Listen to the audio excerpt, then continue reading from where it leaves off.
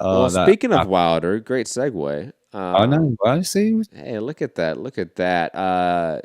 New Sugar. date. Well, actually, not really a new date. It's the date that Tim Smith gave like months ago, it feels That like. we reported, even though everyone else reported September. God, it was really annoying that we had to keep going like, oh, we don't know if it's November or September. And like, Tim Smith fucking said November. He's the guy that is in charge of basically PBC other than Heyman. I'm pretty sure it's November. Digressing. It's now November. November 9th is the new working date per Jake Donovan. And on top of that, it's going to Staples Center, L.A. Yes. Yes. You know what? I'm a, also, by the way, MGM Grand in Las Vegas is also a consideration, but that is also the secondary choice. It seems like Staples Center is the first choice.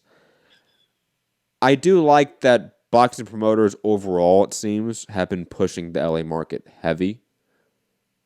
Because A, it gives me work. So that's nice.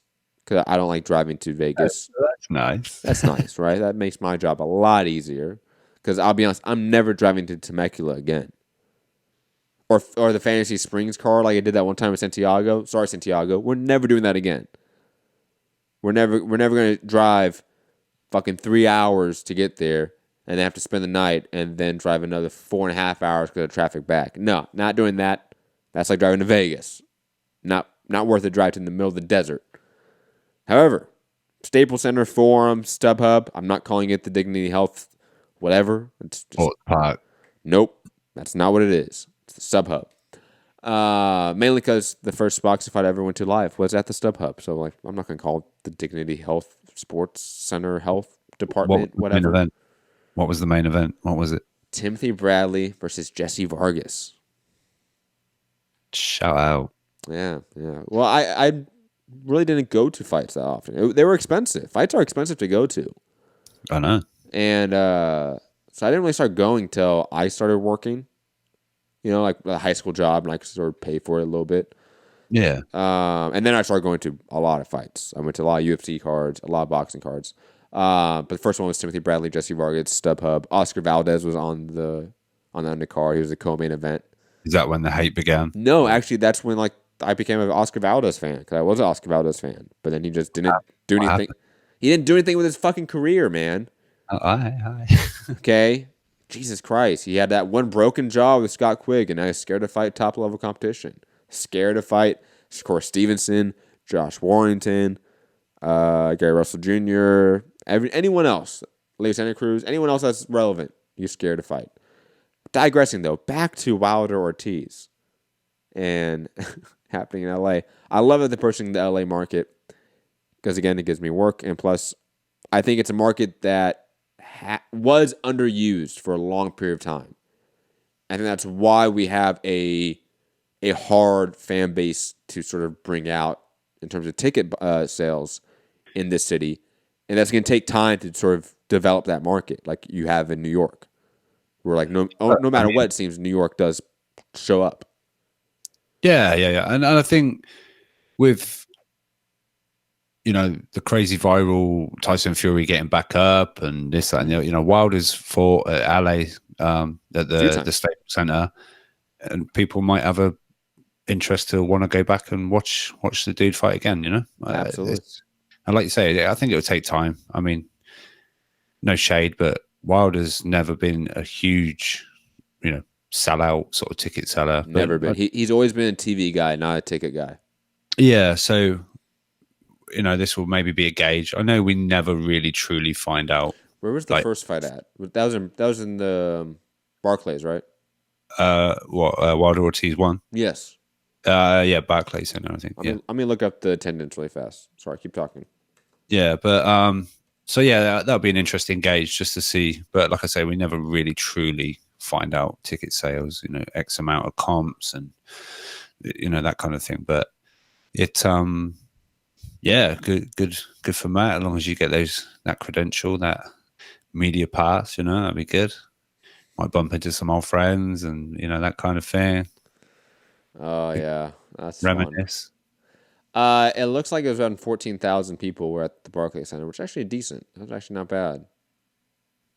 Out of a So, 20,000 seater, that's not bad.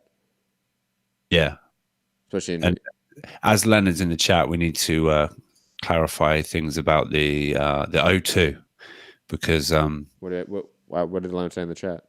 oh no, it's just it reminded me that Oh, we've got to stop saying that the O2 is a 20,000 seat capacity thing for why? box. It's like 16 and a half or something, it turns out. So it's just this all sort of came out regarding that apparently Dillian White ticket sales was shit. They'd only sold whatever, but apparently they've sold 12. They've sold 12,000 or something, and blah blah blah. Just putting it out. Yeah, okay, man. Okay. Barclays Center isn't 20,000 seater either. Neither is Staples Center. Yeah, sure, man. Moving on. Not really moving on. I want to stick on this actually. Any sort of opinions about the date moving? Rob. I've asked Mike Coppinger about it because I wondered, BoxRec he reported Wilder was September 28th. BoxRec have already got it in there as pending September 28th at the Barclay, the Staples Center.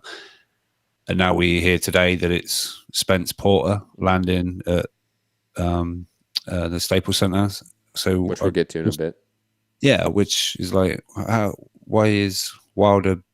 I'm not saying Spence has bumped him like to November, and but why the switch? Why the seeming switch there was? Yeah, why is why is Wilder sort of really right back end of the year? When did he fight? It was May, wasn't it? May 18th. Yeah. So what's that? May, June, July, August, September, October. It's like 6 months. So yeah, I don't know if there was some like injury.